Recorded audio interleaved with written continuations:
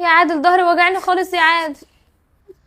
حقكوا عليا، ما تزعليش. هعمل ايه بس؟ لا ده انا عيني لامك طبعا، بعمل كل حاجه وما بيرضاهاش يا عادل. بعمل لها كل حاجه وبمسح من وراها ما بتعمل حمام، وبغير لها وبجيب لها الاكل وبعمل لها كل حاجه، وبرضه تقول لي هخلي عادل يطلقكم انتوا الاتنين، انتوا ما بتعملولناش حاجه، انتوا ارض بور، انتوا ما انتوش نافعين. ينفع؟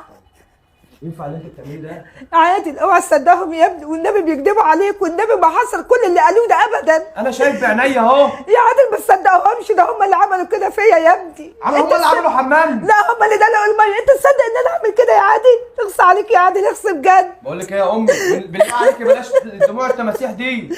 نهار اسود، حتى انت بتقول لي كده؟ طب اجيب مين ينصفني ومين يقول لي يا لهوي؟ انا عارف ان انت كرهاهم ليه، عشان خاطر ما بيخلفوش، ده حاجه بتاعت ربنا. يا عادل انا عامله عليك انت يا ابني في الاول وفي الاخر. لو سمحت يا امي خش اوضتك، خش اوضتك دلوقتي.